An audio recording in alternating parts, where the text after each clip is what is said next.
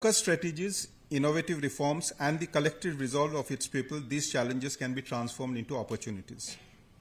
So as India approaches its centenary of independence, states like Tripura have a pivotal role in actualizing our shared national vision.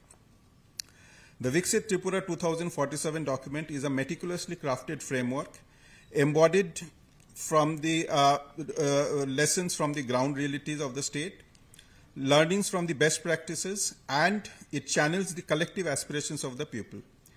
It is both visionary and actionable, as already mentioned by Secretary Planning.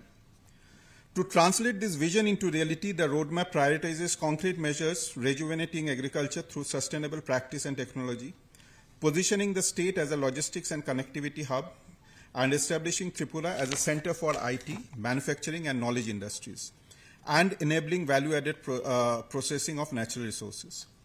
It also aspires to make Tripura a global destination for wellness and ecotourism, encourage planned urbanization, and advance renewable energy adoption. At the same time, the focus on citizen-centric governance, supported by digital reforms, artificial intelligence, and evidence-based policy making, ensures transparency, efficiency, and accountability. Empowering farmers, youth, women, and vulnerable groups through skill development and equitable access to services is central to this approach. Climate-resilient infrastructure, preservation of ecology, culture and heritage, and strengthening the forest economy are equally emphasized. Its alignment with national priorities from Amrit Kal and Gati Shakti to the national logistics policy and the sustainable development goals is exemplary. Most importantly, the success of this roadmap depends on collective effort of policy architects, grassroots workers, entrepreneurs, educators, and every citizen of Tripura. Unnato and Shreshto Tripura, I am sure, will be achieved through focused actions and sustained commitment. On behalf of Niti Aayog, once again, I extend my heartfelt congratulations to the government of Tripura, its leadership, and every stakeholder who has contributed to this visionary document. We in NITI stand ready to provide all possible support and partnership to the realization of Viksit Tripura 2047. Thank you. Jai Hind. Thank you so much, sir, for outlining us a brief of Viksit Bharat. Now, may I request Shri Jitendra Kumar Sinha, Chief Secretary, Government of Tripura, to deliver his valuable words.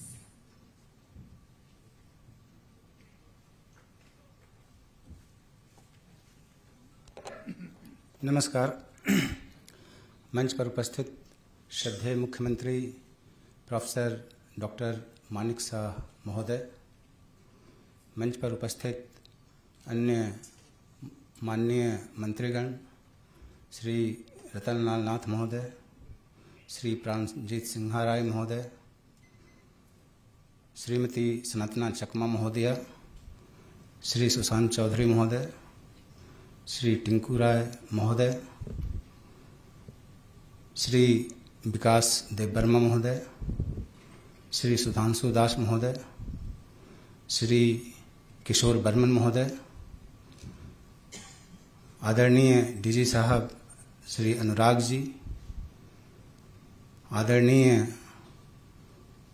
Senior adviser Shri Rajiv Sen जी, आदरणीय secretary planning LT. डारलौंग जी, माननीय PCCF साहब Shri R K. सामल जी, अन्य secretaries महोदयगण,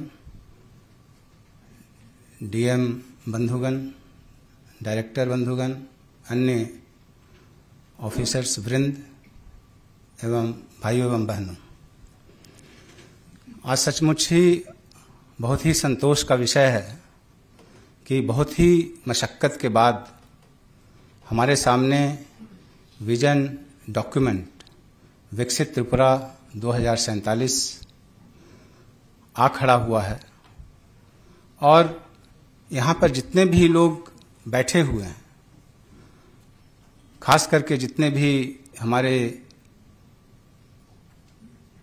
साथीगण हैं, उन्होंने पिछले 1 साल से काफ़ी मेहनत की है और इस अवसर पर मैं नीति आयोग को भी धन्यवाद देना चाहूँगा कि उन्होंने और उनकी टीम ने हमें हमेशा मार्गदर्शन किया है और जो भी विकसित भारत 2047 के मापदंड थे, उन मापदंडों के अनुसार हमारा जो विकसित त्रिपुरा 2047 है उसको बदला है, उसमें सुधार लाया है। और बहुत बार ऐसा भी हुआ कि हम लोगों के विचार विनिमय से उसमें सिर्फ सुधार ही नहीं हुआ है, उसमें कुछ ऐसा कर सकने की प्रवृत्ति हुई है कि हम अन्य राज्यों से इस दिशा में काफी आगे निकल गए हैं। अभी कुछ ही दिनों पहले नीति आयोग की गवर्निंग काउंसिल की बैठक हुई थी, जिसमें माननीय प्रधानमंत्री जी उपस्थित थे और उस समय वहां बताया गया कि सिर्फ 4 राज्यों ने अपने अपने राज्यों का विजन डॉक्यूमेंट तैयार किया था। उस समय त्रिपुरा उन 4 राज्यों में शामिल नहीं था, लेकिन वस्तुस्थिति यह थी कि हम लोग विजन डॉक्यूमेंट बनाकर तैयार थे, किंतु उसमें जो एक आवश्यकता होती है कि काउंसिल ऑफ मिनिस्टर्स से उसको अप्रूव कराना है, वो हम लोग नहीं करा पाए थे। और उसके बाद विजन डॉक्यूमेंट का प्रेजेंटेशन हमारे माननीय सभी मंत्री गणों के सामने दिया गया। उनसे जो भी इनपुट्स प्राप्त हुए उसको भी इसमें समावेश किया गया और उस उपयोगी इनपुट्स के समायोजन के बाद हमारा विजन डॉक्यूमेंट और भी सुदृढ़ हुआ है। और अब हम गिने चुने राज्यों में से हैं जहां यह विजन डॉक्यूमेंट बनकर तैयार है और इसमें आप सभी लोगों का इनपुट्स है। आप लोगों ने जो भी अपने क्षेत्र के बारे में सोचा, अपने राज्य की प्रगति के बारे में सोचा, उसको समाहित किया गया है। तो यह डॉक्यूमेंट आपका है और इस डॉक्यूमेंट के बाद जो भी इम्प्लीमेंटेशन होता है उसकी सफलता आप लोगों पर निर्भर करती है।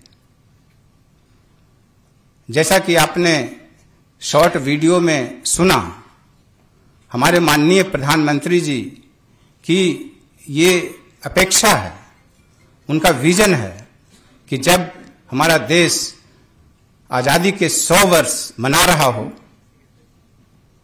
तब भारत कैसा हो, भारत एक विकसित देश हो। और उसी विजन के क्रमानुगत हमारा भी एक दृष्टिभंगी है कि त्रिपुरा राज्य भी विकसित राज्य हो। इसी के तहत आपने ये भी देखा कि 2047 में हम लोगों की पर कैपिटा आय कितनी होनी चाहिए, हम लोगों ने ऐसा एक कैलकुलेशन किया है। अब जब एक रोड मैप फ्रेमवर्क तैयार है तब हम लोगों के ऊपर और भी जिम्मेवारी बढ़ जाती है कि जिस मेहनत से, जिस मशक्कत से हमने विजन डॉक्यूमेंट को तैयार किया है, उससे ज्यादा मशक्कत से, उससे ज्यादा लगन से हम इसको इम्प्लीमेंट करने की कोशिश करें। और हम लोगों पर जिम्मेवारी इसलिए भी बढ़ जाती है क्योंकि जिस तरह का फाउंडेशन हम लोग देंगे उसी तरह की मंजिल तैयार होगी, उसी तरह का जो भवन है 22 साल बाद बनकर तैयार होगा। आप यूं सोचिए कि आज से 22 साल बाद 2047 आने वाला है। ये 22 मंजिला रूपी भवन है और इसका फाउंडेशन स्टोन जो है वो हम लोग आज दे रहे हैं। और यदि हम फाउंडेशन स्टोन या फाउंडेशन मजबूत नहीं करेंगे तो ऊपर की जितनी भी मंजिलें होंगी वो कमजोर होंगी। इसलिए हमारी जिम्मेवारी है कि यदि 2047 में जो भवन तैयार होगा, यदि उसको मजबूत होना है, सुंदर होना है, गौरवमयी होना है, तो हमारा जो फाउंडेशन है वह मजबूत हो। और इसके लिए प्रयास जारी हो गए हैं और इस प्रयास के सभी लोग आप भागीदार हैं। इसीलिए तो अभी जो शॉर्ट वीडियो में जो ग्रोथ रेट दिखाया गया, हम अन्य राज्यों की तुलना में हमारा जो आर्थिक विकास दर है बहुत अधिक है। अभी दिखाया गया कि जो सस्टेनेबल डेवलपमेंट गोल्स है, हम पूरे देश के समकक्ष पहुंच गए हैं। जो हमारी पर कैपिटा इनकम है, पिछले 5 वर्षों में अन्य राज्यों की तुलना में बहुत अधिक बढ़ोतरी हुई है। और यह सब आप सभी लोगों के प्रयास से हुआ है। हमारे श्रद्धेय मुख्यमंत्री प्रोफेसर डॉक्टर मानिक साह एवं हमारे सभी माननीय मंत्रीगण महोदयों के मार्गदर्शन में हुआ है।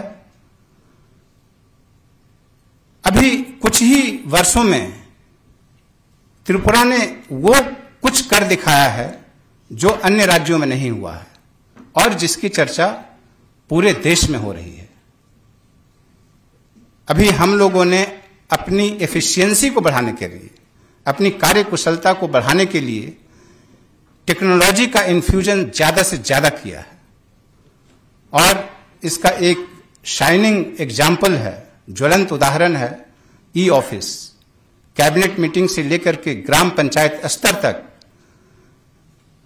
पेपरलेस ऑफिस होना, ये अपने आप में पूरे देश में एक नमूना बन गया है और जिसकी चर्चा बार बार बहुत सारे प्लेटफॉर्म पे होती है।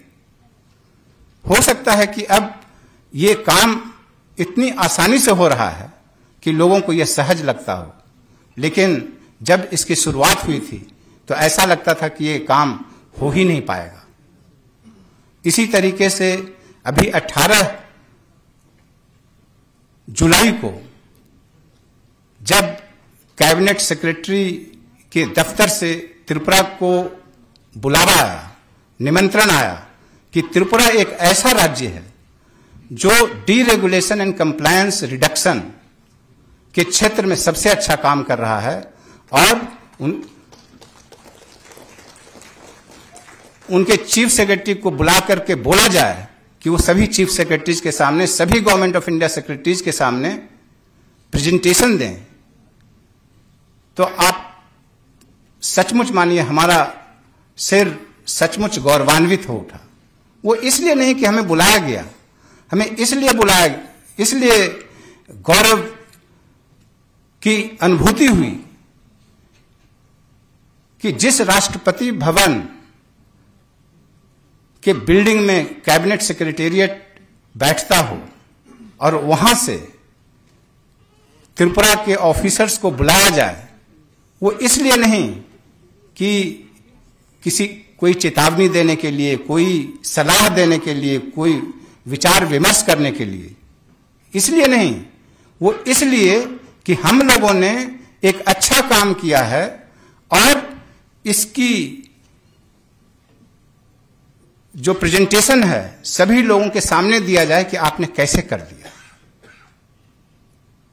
यही नहीं, पिछले कुछ सालों में जो हम लोगों ने बिजनेस रिफॉर्म्स में जितने भी एक्शन प्लान थे, टोटल 479, हमने 100% किया और किसी भी राज्य ने ऐसा नहीं किया। हम ये नहीं कह रहे हैं कि वो सभी राज्य हमसे खराब हैं या अच्छे हैं, लेकिन एट द सेम टाइम हम लोगों को अपने कर्तव्य पे, अपनी उपलब्धि पे एक गर्व की अनुभूति होनी चाहिए और इस गर्व की अनुभूति को आपस में बांटना चाहिए, जिससे कि हमारे हौसला में और भी अफजाई हो। और हम लोग जब काम करते हैं तो किसी प्रशंसा के लिए नहीं करते हैं। हम लोग समझते हैं कि हम लोगों में जो काबिलियत है, हम लोगों में जो पोटेंशियल है, यदि हम उसको हार्नेस करें तो निश्चित रूप से सफल होंगे। और इसका एकमात्र कारण है हम लोगों की एकजुटता। अभी कुछ ही दिनों पहले की बात है, जब हम लोग business reforms and compliance reduction पर बात कर रहे थे और हमें ऐसा लगता था कि इस कानून में बदलाव करने हैं, इस रूल्स में बदलाव करने हैं। सारी मशक्कत के बाद लॉ सेक्रेटरी के रिकमेंडेशन के बाद, सभी लोगों के बाद जब हम कैबिनेट जाते थे, आप सभी लोग हो सकता है कि कैबिनेट में नहीं पार्टिसिपेट करते हों, लेकिन मैं इस मंच के माध्यम से बताना चाहता हूं कि हमारे सभी मंत्रीगणों को हम पर इतना भरोसा है कि हम कोई भी प्रपोजल कैबिनेट में ले जाते हैं और बिना किसी समस्या के वो प्रपोजल बहुत ही सहजता से पास हो जाता है। और इसी सहजता के कारण, इसी विश्वास के कारण आज हमने जो उपलब्धि हासिल की है, किसी भी क्षेत्र में हो, उसी का परिणाम है। पिछले वर्ष इसी समय, इन्हीं दिनों हम लोग बाढ़ की विभीषिका से जूझ रहे थे। जब गुमती में, साउथ त्रिपुरा में, कैला शहर के कुछ हिस्सों में जब बाढ़ भयानक रूप ले लिया था, तब किस तरीके से सभी लोग एकजुट होकर हम लोगों ने उसका सामना किया था। और यही एकजुटता हमारे माननीय मंत्रीगणों का जो एक विश्वास, उनका कंस्ट्रक्टिव मार्गदर्शन, वो हमें प्रेरित करता है कि हम और इस काम को आगे बढ़ाएं। और जब भी राष्ट्रीय स्तर पर चर्चा होती है तो चर्चा होती है कि कैसे हम लोग ईज ऑफ लिविंग करें, ईज ऑफ डूइंग बिजनेस करें। और इसी क्रम में हम सभी लोगों ने मिलकर के जो कदम उठाए हैं वो सराहा जा रहा है। आप यूं देखिए कि ईज ऑफ डूइंग बिजनेस, तो ईज ऑफ डूइंग बिजनेस का मतलब यह नहीं है सिर्फ उद्योगपति। ईज ऑफ डूइंग बिजनेस का मतलब यह हुआ कि भले ही वो किसान भाई हो, भले ही वो एक हमारा युवा छात्र हो, भले ही हमारा एक जो बाहर से इन्वेस्टर आ रहा है वो, या हम लोग जो आपस में ऑफिस में काम करते हैं, घर में काम करते हैं, सभी में ईज ऑफ डूइंग होना चाहिए। और ईज ऑफ डूइंग होने के कारण ही जो हम में जो क्षमता है, जो हमें पोटेंशियल है, उसको गति मिलेगी। मैं तो हमेशा कहता हूं कि हम ऐसी एक छोटी चिड़िया हैं, हमें इसका एडवांटेज है, हम आसमान में कहीं भी उड़ सकते हैं। बस जरूरत है कि जो हमारा जो पैर है, चिड़िया के जो पैर है, उसमें कोई ऐसा पत्थर न बांध दिया जाए कि हम वो उड़ान न भर सके। और जितने भी कानून हैं जो हम लोगों को इसमें बाधा देते हैं, ये जरूरी है कि उसको हम छत विछत कर दें।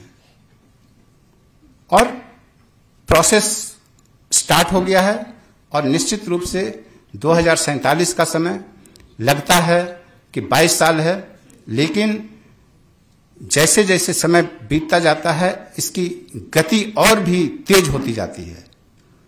किसने सोचा था कि 20 साल पहले कि मोबाइल आ जाएगा, हैंडहेल्ड डिवाइस नहीं रहेगा। तो ये जरूरी है कि यदि हम 2047 का लक्ष्य प्राप्त करना चाहते हैं तो जो भी अभी टेक्नोलॉजिकल चेंजेज आ रहे हैं उसके प्रति एडेप्टेबिलिटी बढ़ानी होगी। क्योंकि हमने जो 2047 का विजन डॉक्यूमेंट बनाया है वो आज की टेक्नोलॉजी को देख करके, आज के रिसोर्सेज को देख करके बनाया है। लेकिन हो सकता है कि 2 साल बाद सब कुछ चेंज हो जाए, हमें तुरंत उसके लिए अडेप्ट करना पड़ेगा। और डार्विन ने क्या कहा था कि जो भी स्पीसीज का सर्वाइवल हुआ है, कोई जरूरी नहीं है कि वो मोस्ट पावरफुल हो या मोस्ट पोटेंट हो। सर्वाइव वही किया है जो सबसे ज्यादा एडेप्टेबल हुआ है, जो सिचुएशन के अनुसार अपने आप को एडेप्ट किया है। और विजन डॉक्यूमेंट कोई पत्थर की लकीर नहीं है, यह एक जीवंत लाइवली डॉक्यूमेंट है। जब भी जरूरत पड़ेगा अपने सिचुएशन के अनुसार हम उसमें चेंज लाएंगे। चेंज क्यों लाएंगे? क्योंकि हमें बदलते हुए समय के अनुसार अपने मापदंडों को बदलना पड़ेगा। और मुझे पूरा विश्वास है कि जिस तन्मयता के साथ, जिस परिश्रम के साथ, जिस टीम वर्क के साथ हम लोग अभी तक कार्य करते आ रहे हैं और जो हम लोगों ने गति पकड़ी है उसमें और भी तेजी आएगी। और ये विजन डॉक्यूमेंट एक फ्रेमवर्क का काम करेगा और इस फ्रेमवर्क को ध्यान में रखते हुए आज से जो भी कदम उठाएंगे, हम अपने अपने सेक्टर में जो भी काम करेंगे, लक्ष्य यही होगा कि हम सभी राज्यों की तुलना में सबसे ज्यादा डेवलप्ड हों। हमारी प्रति व्यक्ति आय कोई जरूरी नहीं है कि नेशनल एवरेज के बराबर ही हो, नेशनल एवरेज से भी ऊपर जा सकती है। अभी आपने देखा कि हमने कैसे सस्टेनेबल डेवलपमेंट गोल में धीरे धीरे करते करते हम बराबर आ गए। हम इससे ऊपर भी जा सकते हैं और जब तक हम अपना लक्ष्य ऊपर नहीं रखेंगे हम लोग कहीं ना कहीं भटक सकते हैं। इसलिए जो भी डॉक्यूमेंट में दिया गया है, विजन डॉक्यूमेंट में दिया गया है, उससे कहीं ज्यादा लक्ष्य को रखते हुए अपने अपने सेक्टर में काम करें। और मुझे पूरा विश्वास है कि जो भी हमारा उद्देश्य है, उन्नत त्रिपुरा, श्रेष्ठ त्रिपुरा, हम उसको बनाने में सक्षम होंगे। और मुझे पूरा विश्वास है कि हमारी जो यहाँ बैठी हुई टीम है इसमें कोई भी कसर नहीं छोड़ेगी। आज इस अवसर पर मैं आप सभी लोगों को बधाई देना चाहता हूं और साथ ही शुभकामना देना चाहता हूं कि आइए कि हम जिस लक्ष्य को हमने अपने आप निर्धारित किया है उस लक्ष्य को प्राप्त करने में कोई भी कसर नहीं छोड़े। बहुत बहुत धन्यवाद।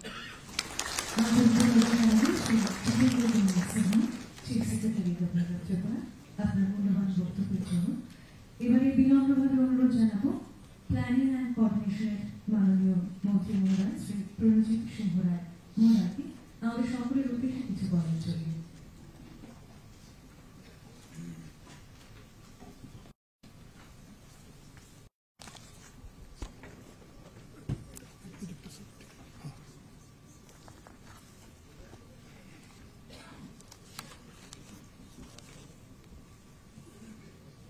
সবাইকে নমস্কার।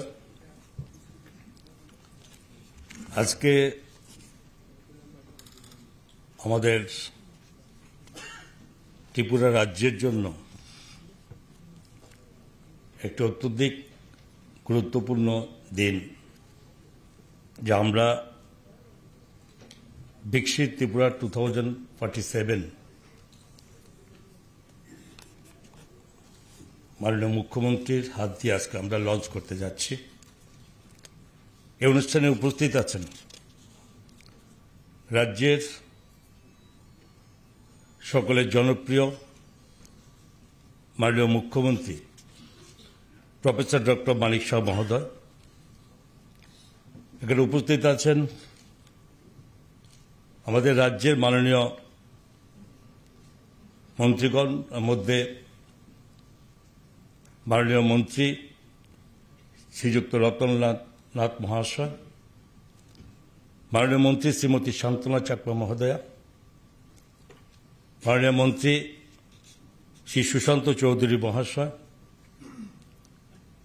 মাননীয় মন্ত্রী শ্রী টিঙ্কু রায় মহাশয়, মাননীয় মন্ত্রী শ্রী বিকাশ দেববর্মা মহাশয়, মাননীয় মন্ত্রী শ্রী সুধাংশু দাস মহাশয় এবং মাননীয় মন্ত্রী কিশোর বর্মনজি, এবং আমাদের মধ্যে উপস্থিত আছেন রাজ্যের মাননীয় মুখ্য সচিব কে কে সিনহাজি, উপস্থিত আছেন আমাদের রাজ্যের ডিরেক্টর জেনারেল অফ পুলিশ অনুরাগজি, এবং এখানে নীতি আয়োগের যিনি প্রোগ্রাম ডিরেক্টর রাজীব সেনজি, রাজ্যের সিনিয়র, এবং আমাদের এখানে উপস্থিত আমাদের প্ল্যানিং কোঅর্ডিনেশন ডিপার্টমেন্টের মাননীয় সেক্রেটারি এলটি ডার্লংজি।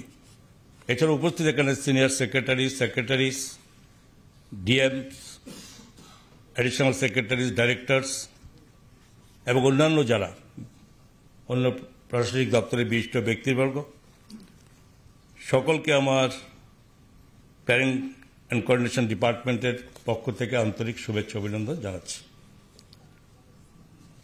বিকশিত ত্রিপুরার স্বপ্ন বাস্তবায়নের পথে আমরা যাত্রা শুরু করছি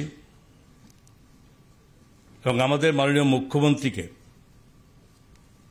তার দূরদর্শী নেতৃত্ব এবং উন্নয়নের পথে আমাদের রাজ্যকে এগিয়ে নিয়ে যাওয়ার যে নিরলস প্রচেষ্টার জন্য আমি আন্তরিক কৃতজ্ঞতা জ্ঞাপন করছি এবং প্ল্যানিং কোঅর্ডিনেশন ডিপার্টমেন্ট এই বিকশিত ত্রিপুরা 2047-এর যে নথি প্রস্তুতি নোডাল ডিপার্টমেন্ট হিসেবে দায়িত্ব পালন করতে পেরে এবং সেখানে এই দায়িত্বপ্রাপ্ত আমি এই দপ্তরের তার জন্য ব্যক্তিগতভাবে গর্ববোধ করি এবং ত্রিপুরার নাগরিকদের জীবনের প্রতিটি ক্ষেত্রে যেখানে কৌশলগত রূপান্তর আনার উপর যে গুরুত্ব আমরা প্রদান করেছি। বিকশিত ত্রিপুরা 2047-এর অ্যাকচুয়ালি অনুপ্রেরণা এসেছে কোথায়? বিকশিত ভারত 2047 যা আজাদী কা অমৃত মহোৎসবের এই অঙ্গ হিসাবে দেশের যশস্বী প্রধানমন্ত্রী নরেন্দ্র মোদীজি, যিনি দেশকে 2047 মানে আমাদের 100তম এই স্বাধীনতার এই বৎসরের মধ্যে দেশকে সর্বদিক দিয়ে যাতে এক ভারত শ্রেষ্ঠ ভারত এটা গড়ে তোলা যায় তার জন্য উনি এই একটা উন্নত রাষ্ট্রের রূপান্তরিত করার স্বপ্ন উনি নিয়েছেন। এটা 2047 সালের মধ্যে ভারতকে শুধু উন্নত রাষ্ট্র নয়, অর্থনৈতিক বৃদ্ধি নয়, এটা পরিবেশগত স্থায়িত্ব এবং সামাজিক অগ্রগতি এবং সুশাসনের মতো উন্নয়নের বিভিন্ন দিককে অন্তর্ভুক্ত করার লক্ষ্য। এই বিকশিত ভারত 2047 দৃষ্টিভঙ্গি আধুনিক অবকাঠামো এবং প্রকৃতির সাথে সামঞ্জস্যপূর্ণ একটি সমৃদ্ধ ভারত এবং সমস্ত অঞ্চলের সমস্ত নাগরিককে অন্তিম পর্যায়ের নাগরিক পর্যন্ত তাদেরকে তাদের সম্ভাবনার লক্ষ্য পৌঁছানোর সুযোগ করে দেওয়া। সরকার সর্বব্যাপী এবং সর্বাত্মক সার্বজনীন উন্নয়নের দিকে কাজ করার পরিকল্পনা নিয়ে চলেছে। আমাদের সামাজিক আর্থসামাজিক উন্নয়নের যে 4টি মূল স্তম্ভ গরিব, মহিলা, যুবা এবং অন্নদাতা কৃষক, এই তাদের উন্নয়নের উপর ভারত সরকার এই লক্ষ্য স্থির রেখে যেটা উন্নয়নের ধারা অব্যাহত রেখেছে। বিকশিত ভারতের 2047 মূল লক্ষ্যগুলোর মধ্যে যে দারিদ্র শূন্য মানব সম্পদ সৃষ্টি করা এবং 100% উন্নত মানের বিদ্যালয় শিক্ষার প্রদান জারি করা, উচ্চমানের সাশ্রয়ী মূল্যের এবং ব্যাপক স্বাস্থ্যসেবার সুযোগ প্রদান করা, 100% দক্ষ শ্রমের সৃষ্টি করা এবং দেশের অর্থনৈতিক কর্মকাণ্ডে 70% মহিলাদের তাদের বিভিন্ন কর্মের সঙ্গে নিয়োজিত করা, কৃষকদেরকে আমাদের দেশকে বিশ্বের খাদ্যজয়িত একটি পরিণত করে তোলার এই বিশেষত কয়েকটি লক্ষ্যের উপরে বিকশিত ভারত 2047 মূল লক্ষ্য নিয়ে শুরু হয়েছে এবং যশস্বী প্রধানমন্ত্রী নরেন্দ্র মোদীজি যে দৃষ্টিভঙ্গির সাথে সামঞ্জস্য রেখে আমাদের রাজ্য মাননীয় মুখ্যমন্ত্রী প্রফেসর ডক্টর মানিক শাহর নেতৃত্বে এই বিকশিত ত্রিপুরা 2047 সালের মধ্যে একটি উন্নত রাজ্যে পরিণত করার আমরা পরিকল্পনা এগিয়ে চলেছি এবং এই উদ্যোগকে সামনে রেখে আজ আমরা আনুষ্ঠানিকভাবে এই বিকশিত ত্রিপুরা 2047-এর নোটিশ মাননীয় মুখ্যমন্ত্রীর হাত দিয়ে প্রকাশ করতে যাচ্ছি এবং আমরা এমন একটি সমন্বিত রোডম্যাপ নির্মাণ করেছি যা উন্নয়ন ও সমবঞ্চিত অগ্রগতির পথ প্রশস্ত করবে এবং সমাজের প্রতিটি শ্রেণীর উপকারে আসবে। বিকশিত ত্রিপুরা 2047 নথি খসড়া করার প্রক্রিয়ায় সমস্ত বিভাগকে সরকারের এবং অন্যান্য অংশীদারদের অন্তর্ভুক্ত করে একটি পরামর্শমূলক দৃষ্টিভঙ্গি গ্রহণ করা হয়েছে। এবং এই যাত্রায় বিস্তৃত তথ্য সংগ্রহ, বিশ্লেষণ, একাধিক স্টেকহোল্ডার বৈঠক এবং প্রবীণ সরকারি যারা কর্মকর্তাদের এবং অন্যান্য অংশীদারদের সঙ্গে একান্ত আলোচনা এটা অন্তর্ভুক্ত ছিল, তবে এটা তৈরি হয়েছে। এবং এই অবশ্য আমি এখানে ধন্যবাদ দেব, চিফ সেক্রেটারি সাহেব বলেছেন, যিনি রাজীব সেনজি আমাদের মধ্যে উপস্থিত আছেন, যিনি বিকশিত ত্রিপুরা 2047-এর যে খসড়া নথিগুলো বিস্তারিতভাবে যেখানে পর্যালোচনা করা উদ্যোগ উনি নিয়েছিলেন এবং মূল্যবান পরামর্শ প্রদান করেছিলেন, যা আমাদের এই নথিকে বর্তমান রূপ গঠনে অত্যন্ত সহায়ক হয়েছে। ত্রিপুরা উন্নয়ন দৃষ্টিভঙ্গি 3টি স্তম্ভের উপর আমরা নির্ভর করে আমরা চলেছি, বিশেষ করে টেকসই উন্নয়ন এবং অবকাঠামোগত অগ্রগতি এবং আর্থিক ক্ষমতায়ন। এর কৌশলগত অবস্থান সক্রিয় শাসন ব্যবস্থা এবং প্রাকৃতিক ও মানব সম্পদের প্রাচুর্যের কারণে ত্রিপুরা উত্তর পূর্বাঞ্চল রূপান্তরে একটি মূল চালিকা শক্তি হিসাবে আত্মপ্রকাশ করতে প্রস্তুত।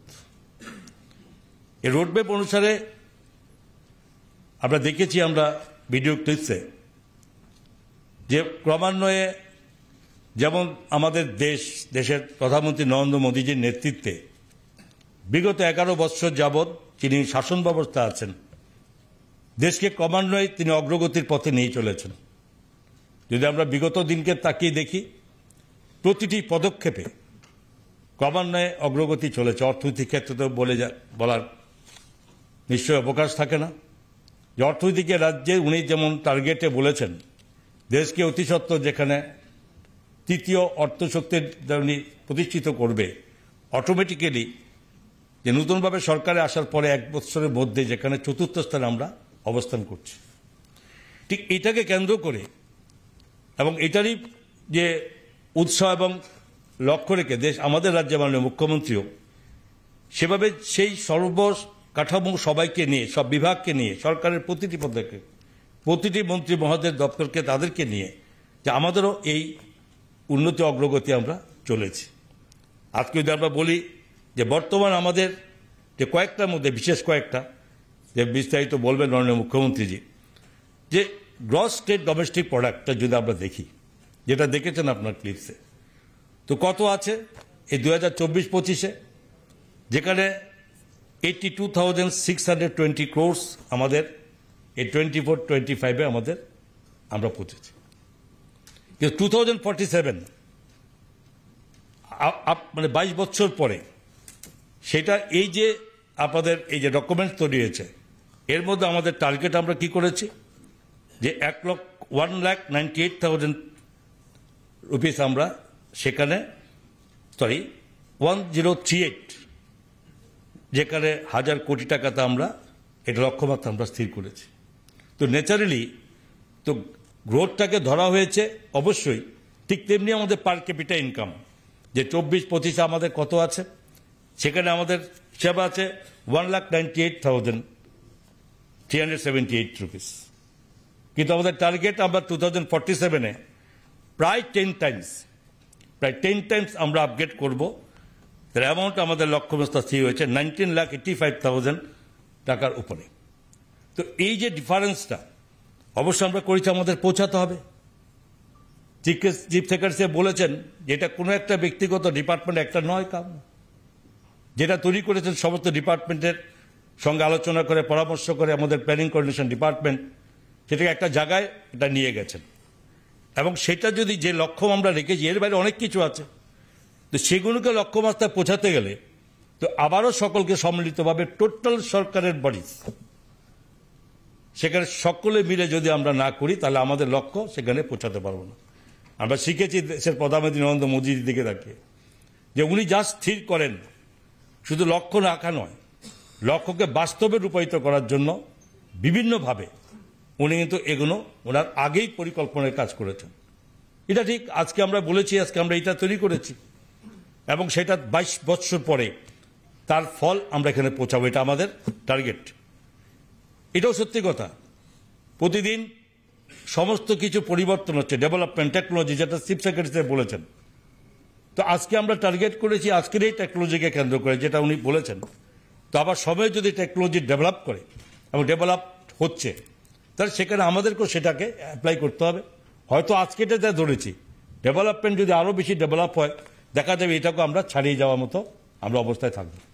তো তেমনি তো শুধু অর্থনীতি বৃদ্ধি করাই কিন্তু এই বিকশিত ত্রিপুরার 2047-এর লক্ষ্য নয়।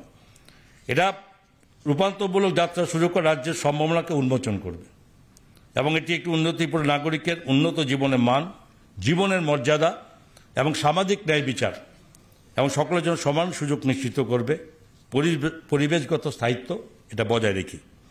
2047 সালের মধ্যে রাজ্যের আমরা টার্গেটের মধ্যে আছে 100% সাক্ষরতা আমরাকে অর্জন করতে হবে এবং রাজ্যে দারিদ্রতা শূন্যে নামিয়ে আনা হবে, বেকারত্ব উল্লেখযোগ্যভাবে হ্রাস পাবে এবং স্বাস্থ্য সেবা পরিকাঠামো উন্নতির মাধ্যমে গড় আয়ু বৃদ্ধি পাবে। তো এই পরিকল্পনার সঙ্গে সঙ্গে রাজ্যে নতুনভাবে কৃষি ব্যবস্থাকে উন্নত করা, ট্যুরিজম ক্ষেত্রকে উন্নত করা, যার মাধ্যমে এটাকে আরও বেশি আমাদের করার জন্য এটা আমাদের এগিয়ে দেবে। তো ভারত যখন বিকশিত ভারত 2047 যে এর উচ্চাভিলাষী লক্ষ্য অর্জনের দিকে যাত্রা শুরু করেছে, তখন ত্রিপুরা জাতীয় অগ্রগতির সাথে সামঞ্জস্য রেখে আমরা কিন্তু আঞ্চলিক আকাঙ্ক্ষার সংযোগ স্থাপন আমরা করবে এবং অন্তর্ভুক্তিমূলক স্থিতিস্থাপককে ও ভবিষ্যতের জন্য প্রস্তুত উন্নয়নের জন্য একটি মানদণ্ড স্থাপনে গুরুত্বপূর্ণ ভূমিকা পালন করতে আমরা প্রস্তুত। বিকশিত ত্রিপুরা উদ্যোগের সাফল্য আমাদের সম্মিলিত প্রতিষ্ঠিত প্রচেষ্টার উপর নির্ভর করবে। বিষয় নির্ধারিত হয়েছে, এখন সেটিকে বাস্তবায়নের দায়িত্ব আমাদের সকলের মিলে 2047 সালের মধ্যে একটি উন্নত ত্রিপুরা গড়ে তোলার যে উচ্চাকাঙ্ক্ষী লক্ষ্য অর্জন, ত্রিপুরা সরকারের সকল বিভাগের এই বিশেষ প্রচেষ্টা এবং ত্রিপুরার সকল নাগরিকের সার্বিক অংশগ্রহণ অবশ্যই আমাদের প্রয়োজন।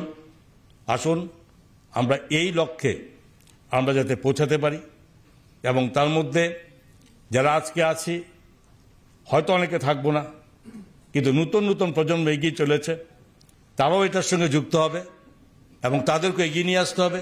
সবকটা মিলিয়ে যেরকম বিকশিত ভারত, যেখানে 2047-এর মধ্যে দেশের যে অগ্রগতি যেখানে রাখা হয়েছে এবং এই দেশকে সবার শ্রেষ্ঠ দেশ ভারতবর্ষ যে গড়ার পরিকল্পনা যাকে এটা প্রধানমন্ত্রী করছেন, তেমনি আমাদের রাজ্যের মাননীয় মুখ্যমন্ত্রীর আজকে যে ভাবনা, যে চিন্তাতে বিকশিত ত্রিপুরা 2047, এই রাজ্যকেও এগিয়ে নিতে হবে। এক ত্রিপুরা শ্রেষ্ঠ ত্রিপুরা এই গঠনে সকলের সহযোগিতা আমরা কামনা করে আজকে আমি এই বিকশিত ত্রিপুরা এবং আমার নাগরিকদের জন্য একটি গৌরবময় ভবিষ্যতের দিকে এগিয়ে নিয়ে যাই, তার আশা আকাঙ্ক্ষা রেখে সকলের সহযোগিতা কামনা করে এবং এই অনুষ্ঠানের সকলে অংশগ্রহণে আন্তরিকভাবে আবারও ধন্যবাদ জানিয়ে আমার কথা বলা শেষ করছি। ধন্যবাদ। জয় Hind.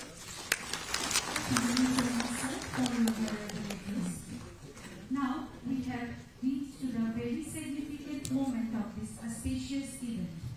With great pleasure, I would like to request Honorable Chief Minister of Tripura, Professor Dr. Manik Shah, along with other esteemed dignitaries, to officially launch the vision document of Biksit Tripura 2047.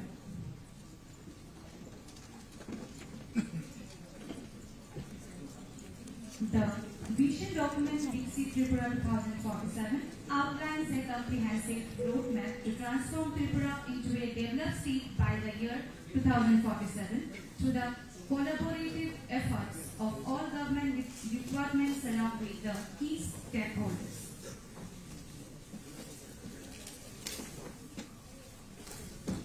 আমাদের আজকের অনুষ্ঠানের যে মূল উদ্দেশ্য বিকশিত ত্রিপুরা 2047 তার আবরণ উন্মোচন করছেন আমাদের মাননীয় মুখ্যমন্ত্রী সহ মঞ্চে উপবিষ্ট আমাদের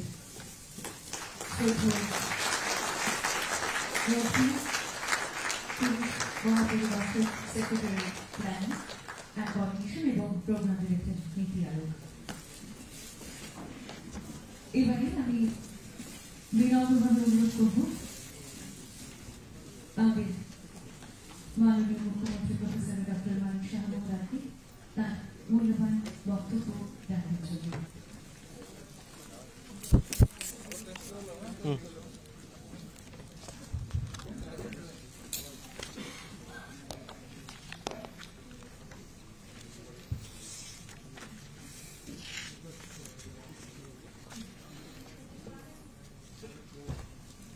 সবাইকে নমস্কার। আজকের এখানে প্রজ্ঞা ভবনে যে লঞ্চিং অফ ভিশন ডকুমেন্ট বিকশিত ত্রিপুরা 2047 একটু আগে যে ডকুমেন্টের প্রকাশ হয়ে গেল, সেই উপলক্ষে আমাদের মাঝে উপস্থিত আছেন আমাদের ত্রিপুরা সরকারের মাননীয় সিনিয়র মিনিস্টার শ্রী রতনলাল নাথ মহোদয়, উপস্থিত আছেন Shri Ranjit Singha Roy, honourable minister planning and coordination এবং ফিনান্স ডিপার্টমেন্টে, এবং এই ডিপার্টমেন্টেরই উদ্যোগে আজকের এই যে ভিশন ডকুমেন্টস বিকশিত ত্রিপুরার সেটা উন্মোচন হলো, এবং ইন কোঅর্ডিনেশন উইথ দ্য নীতি আয়োগ। আমাদের মাঝে উপস্থিত আছেন অনারেবল মিনিস্টার শ্রী শান্তনা চাকমা মহোদয়, এখানে উপস্থিত আছেন শ্রী সুশান্ত চৌধুরী মহোদয় অনারেবল মিনিস্টার, শ্রী টিঙ্কু রায় মহোদয়, শ্রী সুধাংশু দাস মহোদয়, শ্রী বিকাশ দেববর্মা মহোদয়, শ্রী কিশোর বর্মন মহোদয়। তাছাড়া এখানে চিফ সেক্রেটারি মহোদয় উপস্থিত আছেন শ্রী জেকে সিনহা, শ্রী অনুরাগজি ডিজিপি, এবং শ্রী রাজীব সেন প্রোগ্রাম ডাইরেক্টর নীতি আয়োগ, এবং Shri L T. Darlong secretary planning and coordination. এবং ওনারা আমার পূর্ববর্তী বক্তারা বিশদভাবে এখানে আলোচনা রেখেছেন, এবং আমার সামনে যারা সেক্রেটারিসরা উপস্থিত আছেন, সিনিয়র অ্যান্ড আদার অফিসার্স এবং আদার যারা employee of various departments, media বন্ধুরা, সবাইকে আমি আন্তরিক শুভেচ্ছা অভিনন্দন জানাচ্ছি। এরকম একটা সুন্দর দিনে আমরা সবাই এখানে সমবেত হয়েছি। আমার মনে আছে যে বিকশিত ত্রিপুরা 2047 যে ভিশন ডকুমেন্টস আমরা সেক্রেটারিয়েটে আমরা বসেছিলাম, সেখানে সমস্ত অফিসার থেকে শুরু করে সেক্রেটারিরা তো ছিলেনই, চিফ সেক্রেটারি মহোদয় এবং ডিজি সাহেব থেকে শুরু করে সবাই ছিলেন। সেখানে প্রথমেই আমাদের একটা প্রেজেন্টেশন হয়েছে। প্রেজেন্টেশনের পর যেখানে যেখানে আমাদের মনে হয়েছে কিছু ইনক্লুশন এক্সক্লুশন হওয়া দরকার, সেখানে সেইভাবে ডিসিশন হওয়ার পর তারপর একটা কম্পাইলড ওয়েতে বিকশিত ত্রিপুরার ডকুমেন্ট তৈরি হল। আমাদের সিএস সাহেব যখন বললেন যে আমাদের তো ডকুমেন্টস অলরেডি তৈরি হয়ে গেছে, তখন আমাদের সেটা আমরা সবাই ডিসিশন নিলাম ক্যাবিনেটে, সেটা সব আমাদের অনারেবল মিনিস্টারগণ দেখবেন। দেখার পর সেখানেও যদি কোনো জায়গায় কোনো পরিবর্তন এডিশন অল্টারেশন করতে হয় সেটা আমরা করব, এবং সেইভাবেই সেটা করা হলো। এখানে বলা হয়েছে যে আমার পূর্ববর্তী বক্তা চিফ সেক্রেটারি মহোদয় বলেছেন যে দিল্লিতে যখন এই বিষয়ে আলোচনা হয়েছে, মাত্র 4টা রাজ্য এই বিকশিত নিজেদের যারা স্টেট, সেই স্টেট অনুযায়ী ওনারা তৈরি করেছিলেন। কিন্তু যেটা বলা হয়েছে যে আমাদের এখানে কিন্তু তৈরি ছিল, কিন্তু ক্যাবিনেটে যেহেতু পাশ হয়নি বা দেখানো হয়নি, সেই কারণে সেটা দেওয়া সম্ভব হয়নি। কিন্তু আজকে সেই জায়গায় আমরা দেরিতে হলো, আমরা যখন সেটা ওখানে পাঠালাম, তারপরেও কিন্তু আমরা সামনের সারিতে কিন্তু আমরা রয়ে গেছি। 28টা রাজ্যের যদি আমরা ধরি পূর্ণ রাজ্য, তার মধ্যে আমরা সামনের সারিতে রয়েছি। মাননীয় প্রধানমন্ত্রীজি যে আহ্বান যে 2047 সালের মধ্যে, একটু আগে আমরা এখানে ভিডিওতে আমরা দেখলাম, দৃঢ়তার সাথে উনি বলেছেন যে 2047-এর মধ্যে 100 বছর পূর্তি হবে। ডেভেলপিং কান্ট্রি আমরাও ছোটবেলার থেকে শুনে আসছি কবে যে ডেভেলপড হবে, কিন্তু এই ধরনের নেতৃত্বের কিন্তু আমরা আগে দেখিনি। ওনার দৃঢ়তার সাথে যেভাবে বললেন যে কেন আমরা 100 বছর আমাদের পূর্ণ হবে, আমরা ডেভেলপ কান্ট্রি, আর শুধু ডেভেলপ না, সর্বস্তরের এবং বিভিন্ন প্যারামিটারের উপর ভিত্তি করে আমাদের ডেভেলপড হতে হবে, বিকশিত হতে হবে। এই যে একটা দৃঢ়চেতা যে একটা লিডারশিপ, সেটা আমরা মাননীয় প্রধানমন্ত্রীজির মধ্যে আমরা দেখছি, এবং সেইভাবে আজকে সমস্ত রাজ্যেতে যদি বিকশিত না হয় তাহলে বিকশিত ভারত কোথা থেকে হবে? সেই কারণে নিজ নিজ রাজ্যে আমরা এই বিকশিত ত্রিপুরা, আমাদেরও রোড ম্যাপ কি হবে, আমরা আগামী দিন কোন জায়গায় যাব, এবড়ো খেবড়ো চললে হবে না। আমরা আগে দেখেছি ভারতবর্ষ এবড়ো খেবড়ো চলেছে, কোথায় তার ডেস্টিনেশন, সে 100 দিনের মধ্যে কি কাজ করবে, এগুলো আমরা আগে কিন্তু দেখতাম না। আমরা এখন ভারতীয় জনতা পার্টির নেতৃত্বাধীন সরকার এবং এনডিএ সরকার আসার পর আমরা দেখছি যে একটা নির্দিষ্ট গাইডলাইন্স এবং তার রোড ম্যাপ, নির্দিষ্ট টাইমলাইন, এগুলো মাথায় রেখে কিন্তু সব ডিসিশন হয়। আমরাও চেষ্টা করছি, শেখার চেষ্টা করছি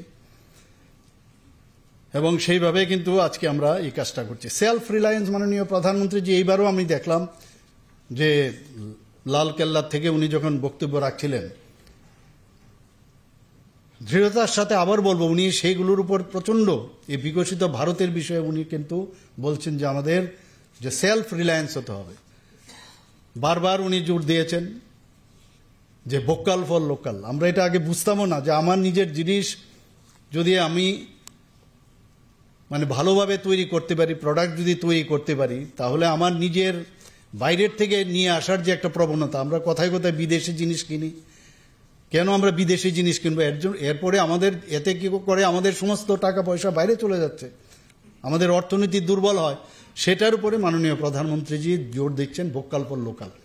এখন আমাদের এই যে নিজস্ব যে জিনিস তৈরি হচ্ছে, এক তো আমরাও কিনছি এবং এই খাদি নিয়ে অনেক চর্চা, অনেক কিছু হয়েছে। খাদির উপরেও উনি বলেছেন, একটু এক্সাম্পল, যে খাদি এখন বিদেশেও তার যে প্রোডাকশনের মাত্রা এত বেড়েছে যে বিদেশেও তার বিক্রি এখন বেড়ে গেছে।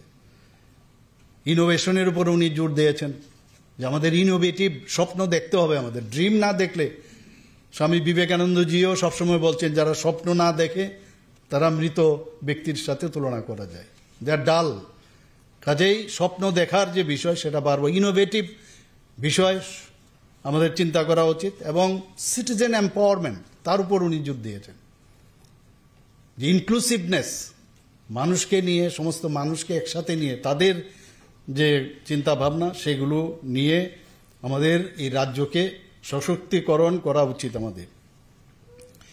এবং 2047 যে আর মাত্র 22 বছর পরে আমাদের এখানে 100 বছর পূর্তি হবে, যেটা আমাদের মাননীয় মন্ত্রী বাহাদুর বলেছেন যে আগামী দিন হয়তোবা এখানে অনেকে আমরা থাকবো না, বা যে অবস্থায় থাকবো হয়তোবা খালি শুনবো, খালি দেখবো, তাই হবে। কিন্তু এটা মনের মধ্যে একটা খুশির একটা ভাবনা বা থাকবে যে আমরা 2047-এ ত্রিপুরা, বিকশিত ত্রিপুরার করার যে আমরা রোড ম্যাপ আমরা তৈরি করেছিলাম, আমাদের সময় আমরা তৈরি করতে পেরেছি।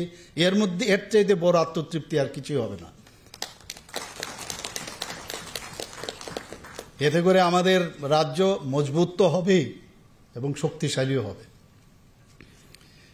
ইন্ডিয়া অ্যাক্ট ইস্ট পলিসির কথা যদি আমরা বলি, মাননীয় প্রধানমন্ত্রীজি বারবার যে অ্যাক্ট ইস্ট পলিসি তার উপর প্রচণ্ড জোর দিয়েছেন এবং তাতে করে কিন্তু আমরা বুঝতে পারছি, আমরা অনেক সময় ইজি অনেক জিনিস পেয়ে গেলে আমরা কিন্তু নিজে ভুলে যাই যে এটা বোধহয় এইভাবে আমাদের দেওয়া বা পাওয়া উচিত, তো সেইভাবে আমরা পাচ্ছি।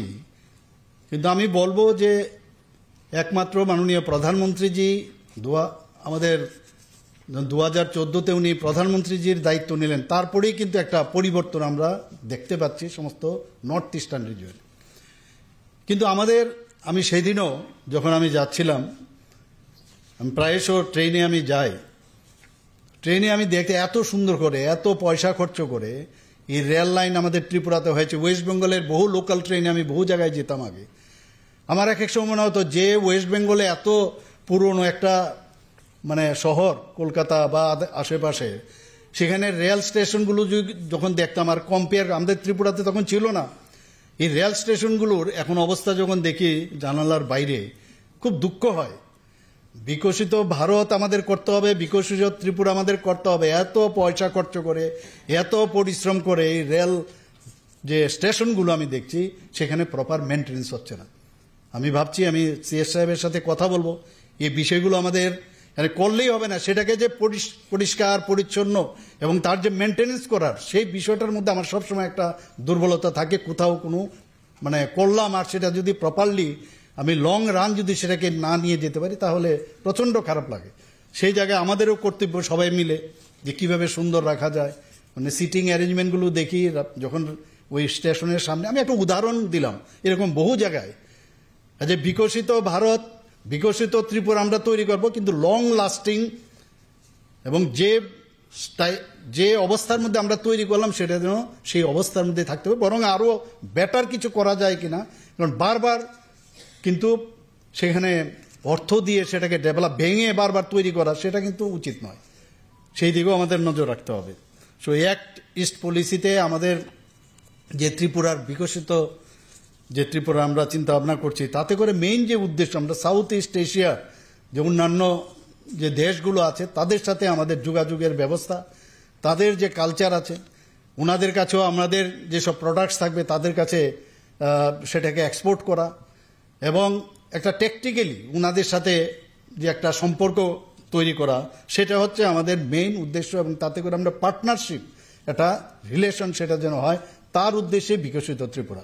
শুধু ত্রিপুরা করলে হবে না, ছোট আপনারা সবাই জানেন যে সারা ভারতবর্ষের মধ্যে ত্রিপুরা মাত্র একটা ছোট একটা রাজ্য। সেই জায়গার মধ্যে আমরা যদি সেই সাউথ ইস্ট এশিয়ার সমস্ত রাজ্যগুলি, পাশাপাশি আমাদের বাংলাদেশও আছে রাজ্য, তো সেই জায়গার মধ্যে যদি আমাদের যে কোয়ালিটি আছে তার মধ্যে যদি ভ্যালু এডেড যে বিষয় সেগুলো যদি আসে, শুধু জিনিসপত্র বিক্রি না, আমাদের যে মানে যে সংস্কৃতি, আমাদের যে বিভিন্ন বিষয়ে যে আমরা যে রিচ কালচার, সেইগুলো নিয়েও আমরা কিন্তু আমরা সেইগুলোকেও আমরা তাদের কাছে পৌঁছাতে পারি, সেইগুলো আমাদের মনে রাখতে হবে।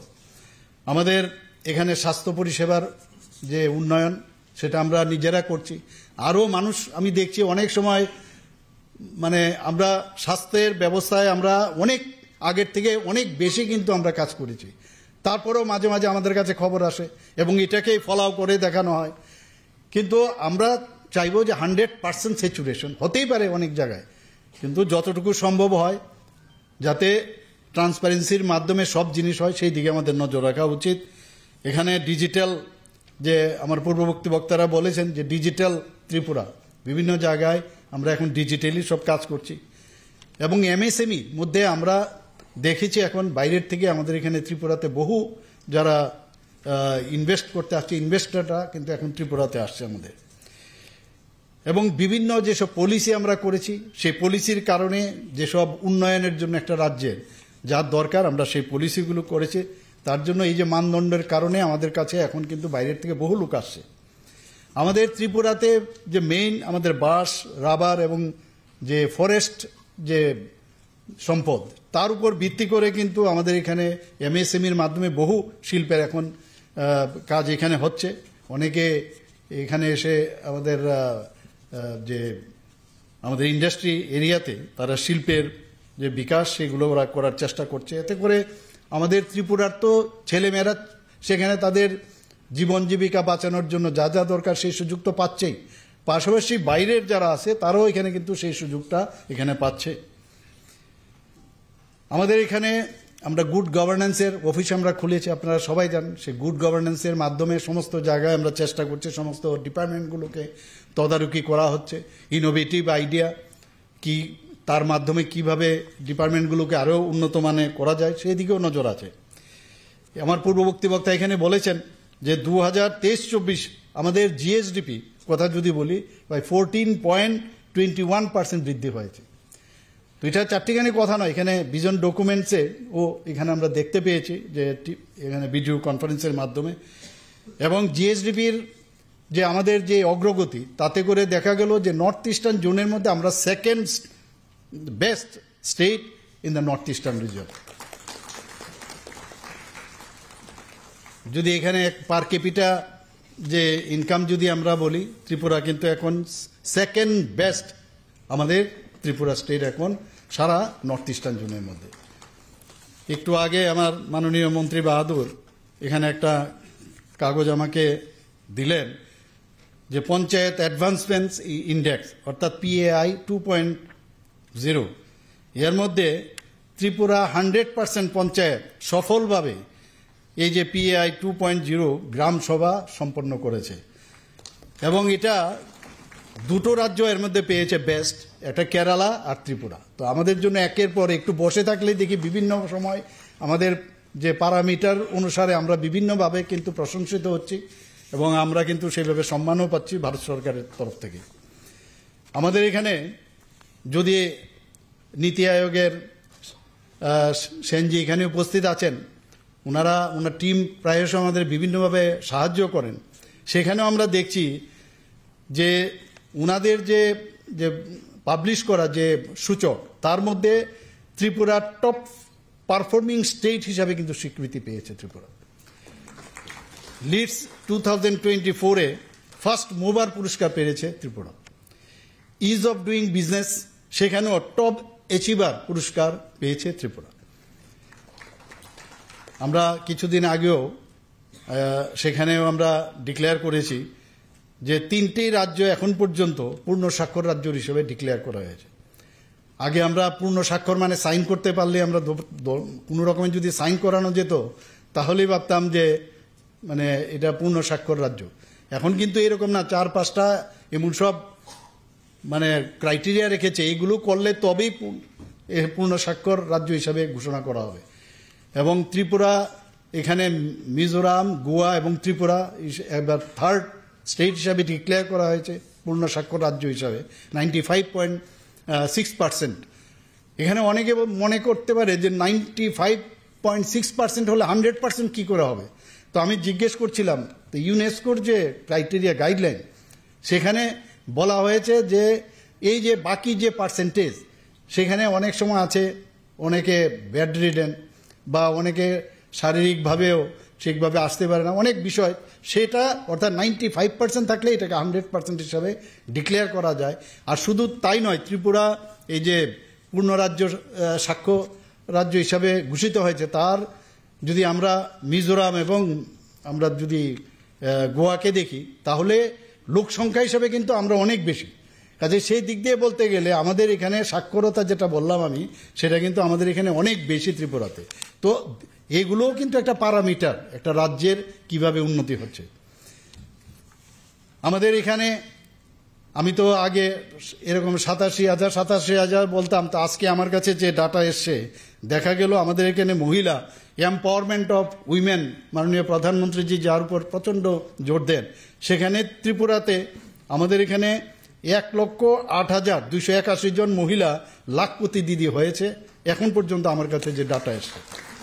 এবং যে ভিজন ডকুমেন্ট দেখানো হয়েছে, সেখানে কিন্তু এই পার ক্যাপিটা ইনকামই হোক, জিএসডিপি যাই হোক, সেটা 2047-এ কি হবে তারও কিন্তু মোটামুটি একটা ধারণা আমাদের সামনে রেখেছে। আমি জানি না, যাই দিয়েছে তার থেকে বেশি আমাদের চিন্তা করতে হবে যাতে করে ওই জায়গাটাতে গিয়ে আমরা টেকতে পারি। আমাদের এখানে যে জুলাই মাস পর্যন্ত অনেকে বলে, বিরোধীরা প্রায় বলে চাকরি দেওয়া হয় না, চাকরি দেওয়া হয় না। আমি বারবারই বলি, ওনাদের যে 35 বছর 5 বছরে কি কি চাকরি হয়েছে, কিভাবে চাকরি হয়েছে, আমি প্রায়শই বলি।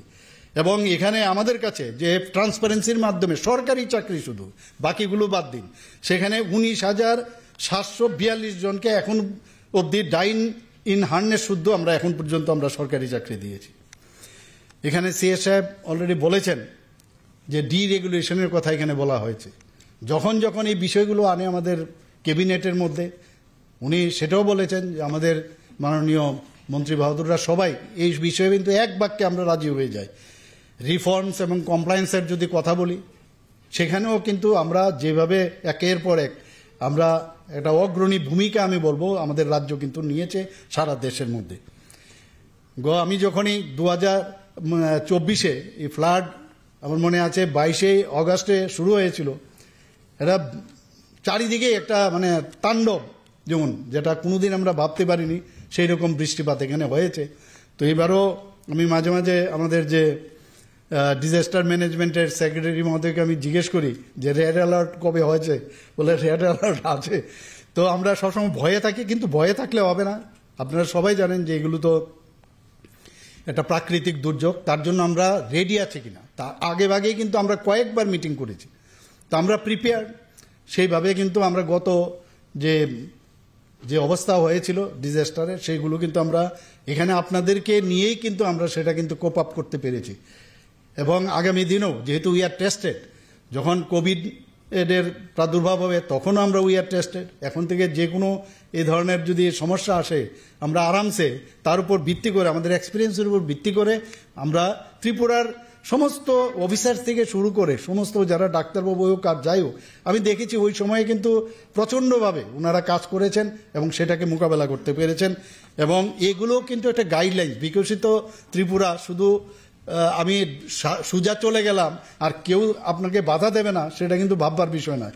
নানাভাবে আপনি মানে আক্রান্ত হতে পারেন, প্রবলেম হতে পারে, আপনার হার্ডেলস থাকবে, তো সেইগুলো মাথায় রেখে আমরা আগে সামনের দিকে এগিয়ে যাব।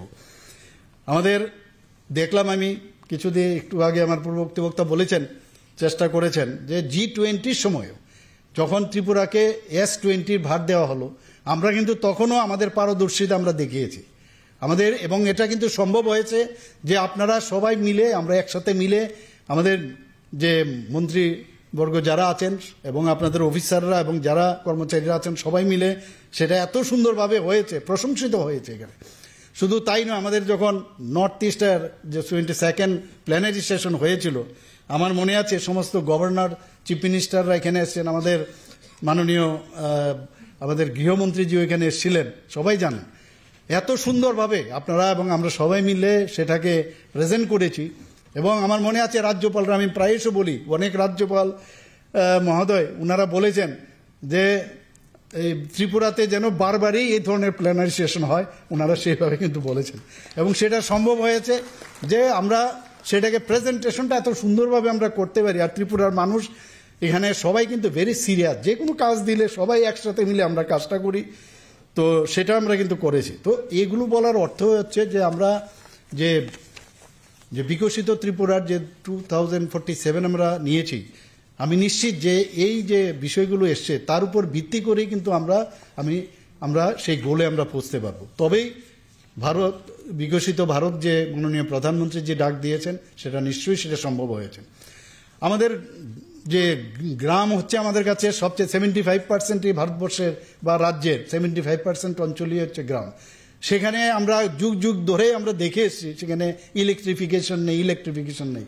প্রায় এখানে আমাদের পাওয়ার ডিপার্টমেন্টের মাননীয় মন্ত্রী বাহাদুর এখানে এসছেন, উনি আপনি দেখেছেন প্রতিনিয়ত যেভাবে পরিশ্রমের মাধ্যমে কিভাবে ইলেকট্রিফিকেশন সমস্ত গ্রামে গ্রামে পৌঁছানো। প্রায় আমরা 100%-এর মতো সমস্ত গ্রামে এখন বলতে পারবে না কোথাও কোনো কারোর বাড়িতে যে বিজলি নেই সেটা বলতে পারবে না।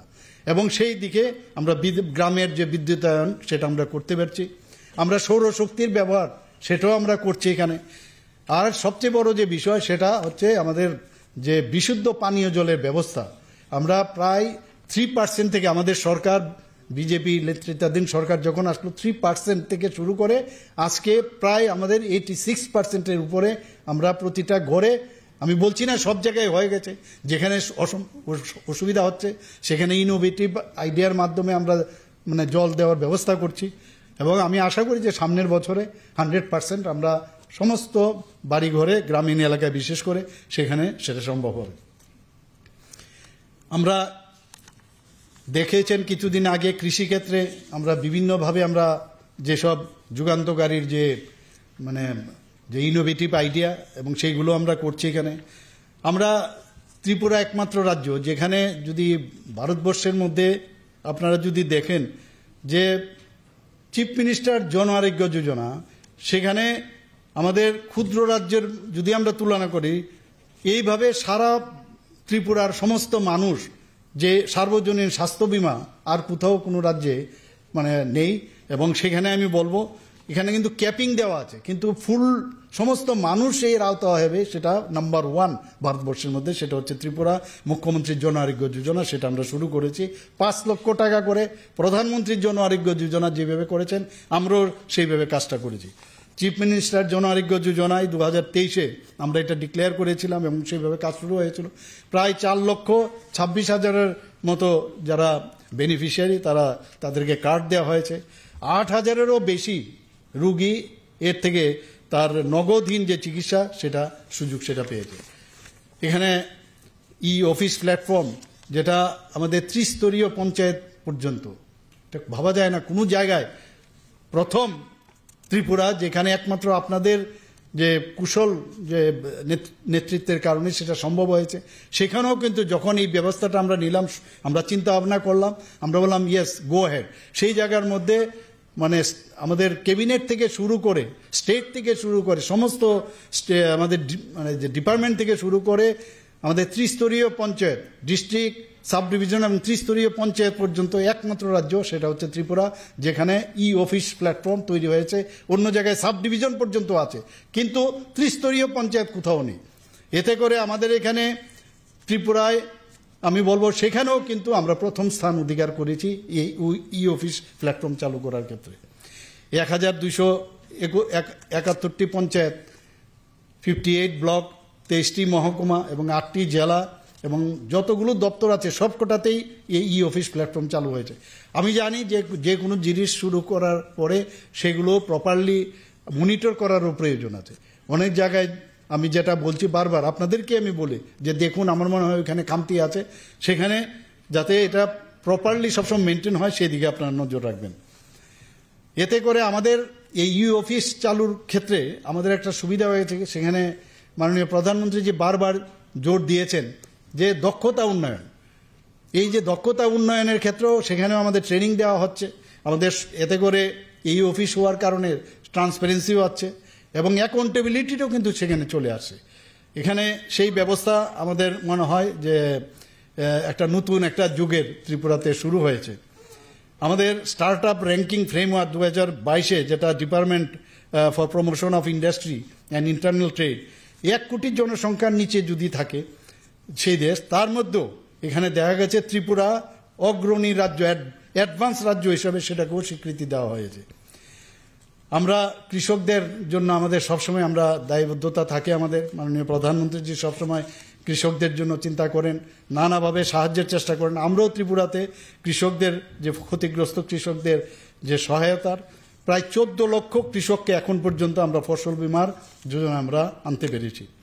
2023-24 অর্থ বছরে প্রায় 3,81,000 কৃষক রেজিস্ট্রেশন ওনারা করিয়েছেন এবং এতে করে প্রায় 10 কোটি 16 লক্ষ টাকার বীমার নিষ্পত্তি এখন পর্যন্ত হয়েছে।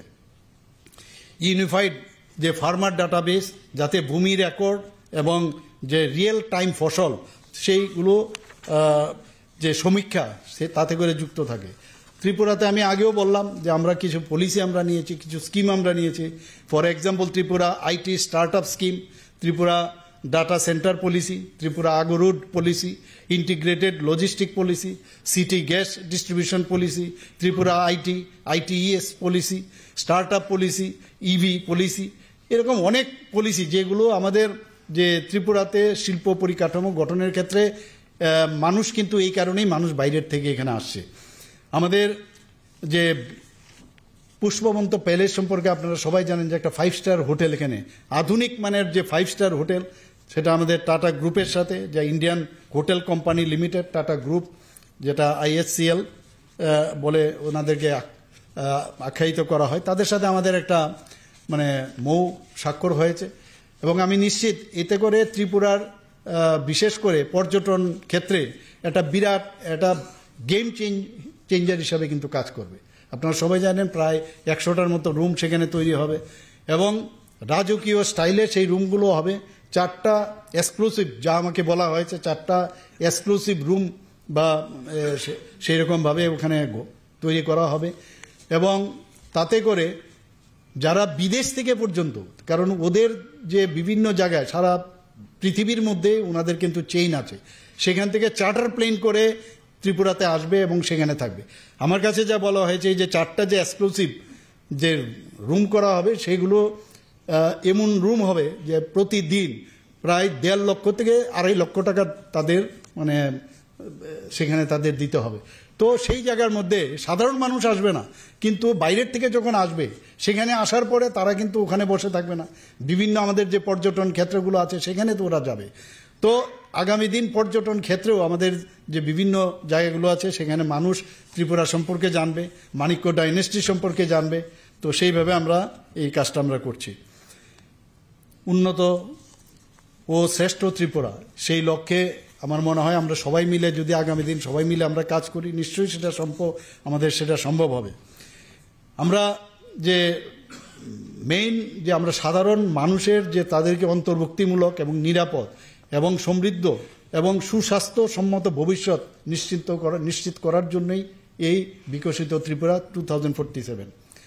মানুষের জন্য যদি তাদের যে জীবন জীবিকা সেটা যদি খুব ইজ না হয়, তাহলে কোনো দিনই আমরা মানুষের কাছে যে দায়বদ্ধতা সেটা কিন্তু আমরা সেই কাজটা কিন্তু আমরা তাদের কাছে আনতে পারবো না।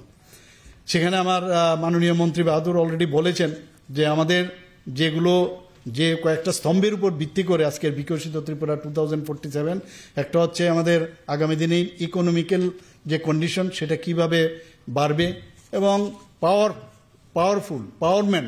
এম্পাওয়ারমেন্ট সেগুলো কিভাবে আসবে এবং একটা মানে স্ট্রাকচার মজবুত একটা জীবনমান সেটা তৈরি করতে হবে আমাদের আগে দিন। আমি গর্বের সাথে ঘোষণা করছি যে ত্রিপুরা উত্তর পূর্বাঞ্চলের মধ্যে প্রথম রাজ্য যারা বিকশিত ভারত 2047-এর যেভাবে একটি ভিশন ডকুমেন্ট, আমার মনে হয় নর্থ ইস্টার্ন জোনের মধ্যে আর কেউ করতে পেরেছে বলে আমার জানা হয়নি। ত্রিপুরাতে ফার্স্ট আমরাই সারা নর্থ ইস্টার্ন রিজনের মধ্যে আজ বিকশিত ত্রিপুরার যে ভিশন ডকুমেন্ট আমরা তৈরি করতে পেরেছি। আমাদের বিকশিত ভারত 2047-এর অধীনে ত্রিপুরাতে যে আমরা বিকশিত ত্রিপুরা 2047 সালের মধ্যে আমাদের $124 বিলিয়ন আমাদের অর্থনীতিতে পরিণত করতে হবে। কাজে আমাদের কিন্তু অনেক দায়িত্ব রয়েছে এবং দায়িত্ব মানে কি সাধারণ মানুষের জন্য, সাধারণ মানুষের উন্নত জীবনযাপনের জন্য, আমাদের রাজ্যের ইনফ্রাস্ট্রাকচার ডেভেলপমেন্ট করার জন্য, সব বিষয়ে যেন আমরা উন্নত হই সেই বিষয়টা আমরা মাথায় রেখে আমি আবারও এখানে আপনারা যারা পরিশ্রম করে এই ভিশন ডকুমেন্টসটা, যারা চিফ সেক্রেটারি সাহেবের থেকে শুরু করে অন্যান্য যারা সেক্রেটারি এবং অন্যান্য যারা অফিসার, জুনিয়র, সিনিয়র এবং কর্মচারীরা এই ভিশন ত্রিপুরা ডকুমেন্টস আপনারা তৈরি করতে পেরেছেন 2047-এর জন্য, আপনাদেরকে অসংখ্য ধন্যবাদ এবং আমার আন্তরিক শুভেচ্ছা জানিয়ে এবং বিশেষ করে আমাদের মাননীয় মন্ত্রী প্রণজিৎ সিংহ রায় এবং ওনার টিমকে যে ওনার ডিপার্টমেন্ট থেকে যে উদ্যোগ নিয়ে এই কাজটা করেছেন, সেই কারণে আমি সবাইকে হার্দিক অভিনন্দন শুভেচ্ছা জানিয়ে এক ত্রিপুরা শ্রেষ্ঠ ত্রিপুরা বিকশিত ত্রিপুরা 2047 আমরা নিশ্চয়ই আমরা করব এই বলে আমার কথা বলা শেষ করছি। নমস্কার, জয় হিন্দ, ভারত মাতা কি জয়। Thank you so much, sir, for your enlightening words as you have highlighted the journey to empower our state and take it into a developed state by 2047.